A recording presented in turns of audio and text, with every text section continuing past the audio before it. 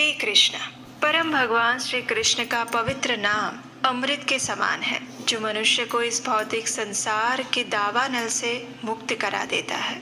ये एक ऐसी औषधि के समान है जो अनेक प्रकार के भौतिक ज्वर से पीड़ित मनुष्य को तत्काल राहत प्रदान करती है। इस भौतिक संसार और संबंधों के रूपी अग्नि में जलता हुआ मनुष्य भगवान श्री कृष्ण के दिव्य नाम और लीलाओं का श्रवण करके तत्काल शीतलता का अनुभव कर सकता है। और ऐसे भगवान के दिव्य नाम और उनकी लीलाओं का श्रवण अगर इस पवित्र मार्गशीर्ष मास में किया जाए तो वो सबसे अधिक पुण्य फल प्रदायक होता है। हमारे ऋषि गणों का मानना है कि इस पवित्र मार्गशीर्ष मास में, जो कि भगवान श्री कृष्ण को अत्यंत प्रिय मास है, उसमें जितना अधिक भगवान श्री हरि की दिव्य लीलाओं का श्रवण, कीर्तन और पठन किया जाए, उतना ही अधिक पुण्य फल मनुष्य अर्जित कर सकता है। तो इसी प्रयास के रूप में इस समय हम श्रवण कर रहे हैं मार्गशीर्ष मास की सुंदर कथाओं का, जिसमें हम भगवान श्री हरि की अनेक दिव्य लीलाओं का वर्णन कर रहे हैं। हमारी इसी कथा श्रृंखला की पिछली कड़ी में हमने सुना था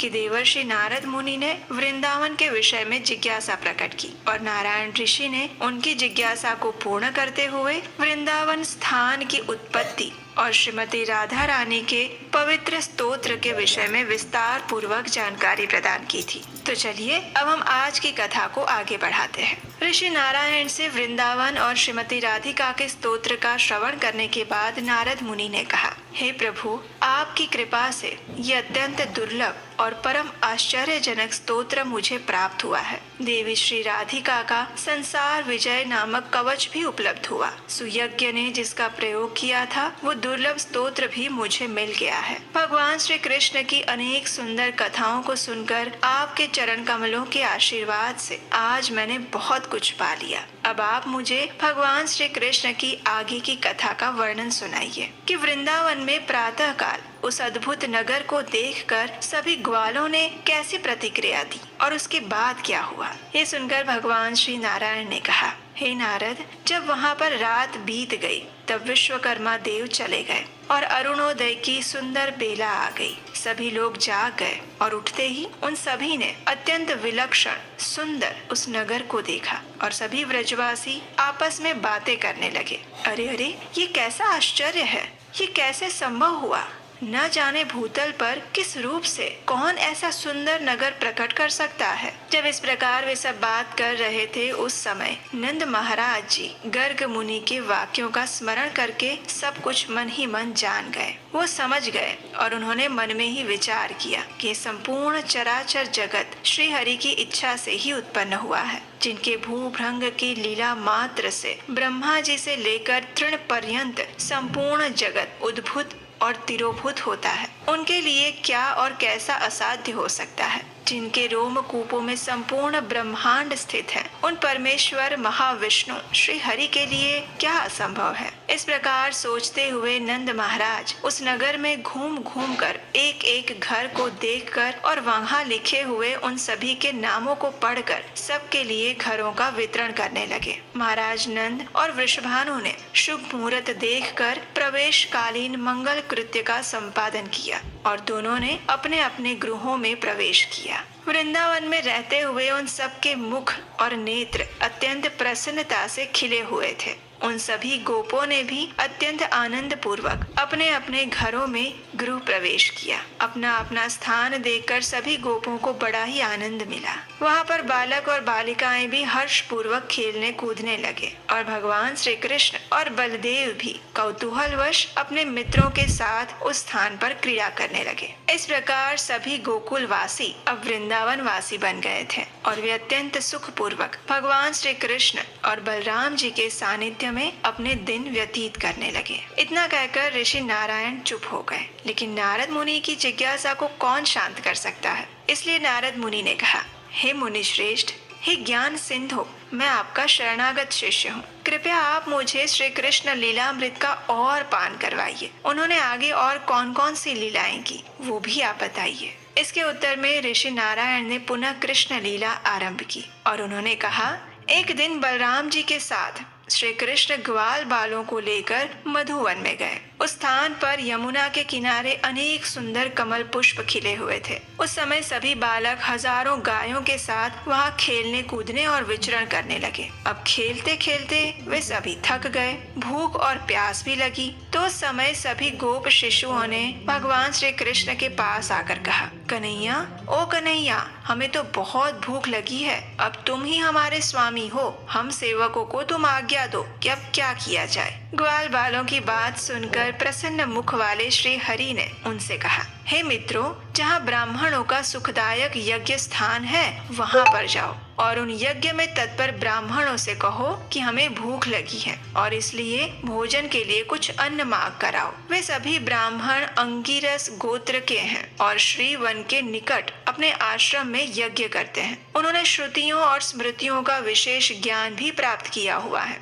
वे सभी निस्पृह वैष्णव हैं और मोक्ष की कामना से मेरे लिए ही यज्ञ कर रहे हैं, लेकिन माया से आच्छादित होने के कारण उन्हें इस बात का पता नहीं है कि योग माया से मनुष्य रूप धारण करके मैं स्वयं ही उनके सामने प्रकट हुआ हूँ। वे सब मात्र यज्ञ और उनके कर्म कांड के प्रति ही मोहित हैं। इसलिए अगर इस अज्ञानता के कारण वो तुम्हें भोजन ना दे तो तुरंत उनकी पत्नियों के पास जाना और उनसे भोजन मांग कर आना, क्योंकि वे सभी पत्नियां बालकों के प्रति दया से भरी हुई हैं। श्री कृष्ण की ये बात सुनकर सभी गोप बालक ब्राह्मणों के सामने जाकर मस्तक झुकाकर खड़े हो गए और उनसे इस प्रकार कहने लगे, हे विप्रवरों, हमें अत्यंत भूख लगी है, कृपया हमें शीघ्र भोजन प्रदान करें। अब बालकों की ऐसी बात सुनकर कुछ ब्राह्मणों ने तो उनकी बात सुनी भी नहीं और कुछ लोगों ने सुनकर कोई जवाब नहीं दिया। जब इस प्रकार उनका ऐसा व्यवहार देखा तो सभी बालक शीघ्रता से पाकशाला में गए, जहाँ ब्राह्मण की पत्नियां भोजन बना रही थीं। उन बालकों ने ब्राह्मण पत्नियों को सिर झुकाकर प्रणाम किए और उसके बाद उन पतिव्रता ब्राह्मणियों से कहने लगे, हे माताओं, हम सभी बालक भूख से पीड़ित हैं, कृपया हमें भोजन दे दीजिए। नन्हे बालकों की ऐसी बातें सुनकर उन सुंदर सती साध्वी ब्राह्मणियों ने मुस्कुराते हुए कहा, हे सुंदर बालकों, आप सब कौन हैं? किसने आपको भेजा है और आप सबके नाम क्या है? हम अवश्य ही तुम्हें अनेक प्रकार के व्यंजनों सहित श्रेष्ठ भोजन प्रदान करेंगी। ब्राह्मण पत्नियों की बात सुनकर वे सभी बालक कहने लगे, हे माताओं, हमें बलराम और श्री कृष्ण ने भेजा है, हम सभी बहुत भूख से पीड़ित हैं, हमें शीघ्र ही भोजन दे दीजिए ताकि हम शीघ्र ही उनके पास लौट जाएं। यहाँ से थोड़ी दूरी पर वन के अंदर भांडीर वट के निकट मधुवन में कृष्ण और बलराम बैठे हुए हैं। वे दोनों भाई भी थके और भूखे हैं और भोजन मांग रहे हैं। बालकों की बात सुनकर सभी ब्राह्मण पत्नियां अत्यंत हर्ष से खिल उठी। उनके नेत्रों में आनंद के आंसू छलक आए, उनके अंग पुलकित हो गए, क्योंकि उनके मन में भगवान श्री कृष्ण के चरणों के दर्शन की कब से अभिलाषा थी। उन्होंने अत्यंत प्रसन्नता पूर्वक सोने, चांदी और फूल की थालियों में अनेक प्रकार के व्यंजनों से युक्त सुंदर भोजन परोसा, जिसमें अगहनी के चावल का भात, खीर, स्वादिष्ट पीठा, दही, दूध, घी और मधु रखकर वे सब श्री कृष्ण के पास जाने लगी। मन ही मन वे नाना प्रकार के मनोरथ लेकर जाने के लिए तैयार हो गई। वे सभी ब्राह्मण पत्नियां धन्य और पतिव्रत परायणा थी। उनके मन में श्री कृष्ण दर्शन की उत्कंठा थी, इसलिए उन्होंने वहां जाकर बालकों के साथ श्री कृष्ण और बलराम के दर्शन किए। उस समय श्री कृष्ण वट के मूल भाग के निकट बालकों के बीच में बैठे हुए थे और इसलिए तारों के बीच विराजमान चंद्रमा के जैसे दिख रहे थे। श्याम अंग, किशोर अवस्था और शरीर पर रेशमी पीताम्बर से वे अत्यंत सुंदर लग रहे थे। उनके मुख कमल पर मंद मुस्कान खिल रही थी। वे रत्नमय अलंकारों से विभूषित थे। उन्होंने गले में आजानुलंबिनी शुभ्र रत्न माला धारण की थी और मालती पुष्पों की माला से उनके कंठ और वक्ष स्थल दोनों सुशोभित थे। उनके सुंदर लाल रंग के ओठ पके हुए बिंब फल को लज्जित कर रहे थे और वे परिपक्व अनार के दानों की भांति सुंदर दंत पंक्ति धारण किए थे। ऐसे परमेश्वर के दर्शन करके ब्राह्मण पत्नियों ने भक्ति भाव से उन्हें प्रणाम किया और अपने ज्ञान के अनुरूप उस मधुसूदन की स्तुति करने लगी। ब्राह्मणों की पत्नियों ने कहा, हे भगवान, आप स्वयं ही पर ब्रह्म, परम धाम, निरीह, अहंकार रहित, निर्गुण, निराकार, सगुण और साकार हैं। आप सबके साक्षी, निर्लेप और आकार रहित परमात्मा हैं। आप ही प्रकृति, पुरुष और उन दोनों के परम कारण हैं, जिनके रोमकूप से संपूर्ण विश्व निवास करता है। वे महाविराट महाविष्णु आप ही हैं। हे प्रभु, आप उनके जनक हैं। आप ही तेज और तेजस्वी है, ज्ञान और ज्ञानी है। हे प्रभु, आप संपूर्ण इंद्रियों के विषयों को जानने वाले हैं, जिनकी स्तुति करने और जिनके तत्व का निरूपण करने में स्वयं सरस्वती देवी भी जड़वत बन जाती हैं। महेश्वर, शेषनाग, धर्म और स्वयं विधाता भी जड़ तुल्य बन जाते हैं। फिर दूसरे कौन विद्वान आपकी स्तुति कर सकते हैं? हे प्राणेश्वर, हम सामान्य स्त्रियां आपकी क्या ही स्तुति कर पाएंगी। हे देवाधिदेव, कृपया हम पर प्रसन्न होइए। हे दीन बंधो, कृपा कीजिए। इस प्रकार कहते हुए सभी ब्राह्मण पत्नियां भगवान के चरण कमलों में गिर गई। भगवान श्री कृष्ण ने प्रसन्न मुख से उन सबको आशीर्वाद दिए। जो भी व्यक्ति पूजा के समय में इन ब्राह्मण पत्नियों द्वारा किए गए इस स्तोत्र का पाठ करता है, उसे ब्राह्मण पत्नियों के समान ही गति को प्राप्त कर लेता है और उसमें कोई संशय नहीं है। इस बात को कहकर अब ऋषि नारायण आगे कहते हैं। ब्राह्मण पत्नियों की स्तुति सुनने के बाद श्री मधुसूदन ने कहा, हे देवियों, आप सबका कल्याण हो। आप कृपया कोई वर मांगे। श्री कृष्ण की ये बात सुनकर विप्र पत्नियों को बड़ी प्रसन्नता हुई। उन्होंने अपना मस्तक झुकाया और प्रेम पूर्वक बोलने लगी, हे श्री कृष्ण, हमें आपसे कोई वर नहीं चाहिए। हमारी अभिलाषा तो यही है कि आपके चरण कमलों की हमें सेवा प्राप्त हो। आप हमें अपना दास्य भाव और परम दुर्लभ सुदृढ़ भक्ति प्रदान कीजिए। हम प्रतिक्षण आपके मुखार विंद को देखती रहें, यही कृपा कीजिए। अब हम पुनः अपने घर को नहीं जाना चाहती। उनकी ऐसी बातें सुनकर श्री कृष्ण ने कहा, जैसी तुम्हारी इच्छा। और फिर से वे बालकों की मंडली के बीच में बैठ गए। उसके बाद ब्राह्मण पत्नियों ने सुधा के समान सुंदर और स्वादिष्ट अन्न भोजन उन्हें प्रदान किया। भगवान ने उस अन्न को लेकर सभी ग्वाल बालों को भी भोजन करवाया और स्वयं भी भोजन किया। उस ब्राह्मण पत्नियों ने देखा कि आकाश मार्ग से एक सुंदर सोने का बना हुआ श्रेष्ठ विमान नीचे उतरा। उसमें रत्नमय दर्पण लगे थे। सभी उपकरण और रत्नों के सार तत्व से बना हुआ था। अनेक रत्नों के खंभे थे। अग्निशुद्ध दिव्य वस्त्र उसकी शोभा बढ़ा रहे थे। उसमें 100 पहिए थे और मन के समान वेग से चलने वाला वो विमान अत्यंत मनोहर था। उस विमान में वनमाला से विभूषित दिव्य पार्षद चारों ओर खड़े थे।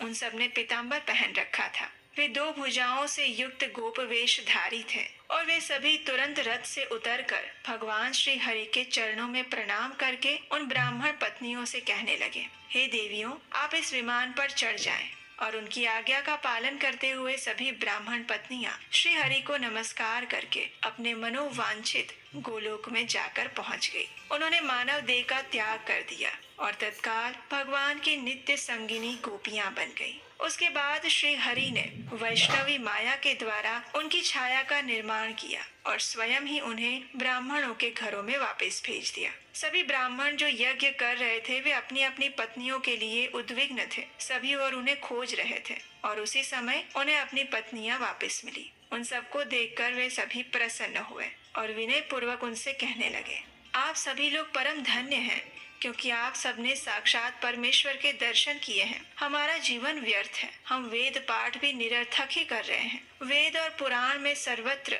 विद्वानों द्वारा श्री हरि की समस्त विभूतियों का वर्णन किया गया है। सबके जनक श्री हरि ही है। जिसने श्री कृष्ण की सेवा कर ली, उसे तपस्याओं के फलों से क्या प्रयोजन है। जिसे कल्प वृक्ष की प्राप्ति हो गई, वो दूसरे किसी वृक्ष को लेकर क्या करेगा। इस प्रकार कहते हुए सभी ब्राह्मण अपने श्रेष्ठ कामिनियों को लेकर अपने अपने घर लौट गए और उनके साथ आनंद पूर्वक रहने लगे। उन सबका क्रीड़ा में और अन्य सभी कार्यों में पहले वाली स्त्रियों की तुलना में अधिक प्रेम और उदार भाव प्रकट हो रहा था। लेकिन माया से वशीभूत होने के कारण वे ब्राह्मण लोग इस बात को नहीं समझ पाए। और उधर सनातन पूर्ण ब्रह्म परम भगवान श्री कृष्ण अपने भाई बलराम जी के साथ भोजन करने के बाद ग्वाल बालों सहित अपने घर को वापस चले गए।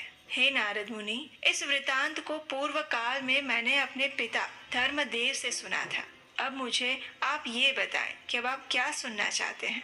तब नारद मुनि ने कहा, हे ऋषेंद्र, किस पुण्य के प्रभाव से उन ब्राह्मण पत्नियों को ऐसी गति प्राप्त हुई जो बड़े बड़े मुनीश्वरों और योग सिद्ध पुरुषों के लिए भी दुर्लभ थी? पूर्व काल में ये सभी पुण्यवती स्त्रियां कौन थी और किस दोष के कारण उन्हें इस भूतल पर आना पड़ा था? कृपया आप मेरे इस संदेह का निवारण कीजिए। नारद मुनि की ये जिज्ञासा सुनकर श्री नारायण ऋषि ने इन सभी ब्राह्मण पत्नियों के पूर्व जन्म का वृत्तांत सुनाया और वो संपूर्ण वृत्तांत हम सुनेंगे इसी मार्गशीर्ष मास कथा श्रृंखला की आने वाली अगली कड़ी में। तो उसे सुनने के लिए अगर अभी तक नहीं किया है तो जल्दी से आपके अपने इस चैनल को सब्सक्राइब करके रख लीजिए, नोटिफिकेशन ऑन रखिए ताकि इस कथा की अगली कड़ी जो कि अत्यंत रोचक और रसप्रद होने वाली है वो भी आप सरलता से सुन सकें। अगर आपको आज की ये कथा अच्छी लगी है तो उसे लाइक कीजिए और अपने मित्रों परिवारजनों को भी शेयर कीजिए ताकि उन्हें भी इस परम पवित्र मार्गशीर्ष मास में भगवान श्री कृष्ण की दिव्य लीलाओं का श्रवण करने का पुण्य फल मिले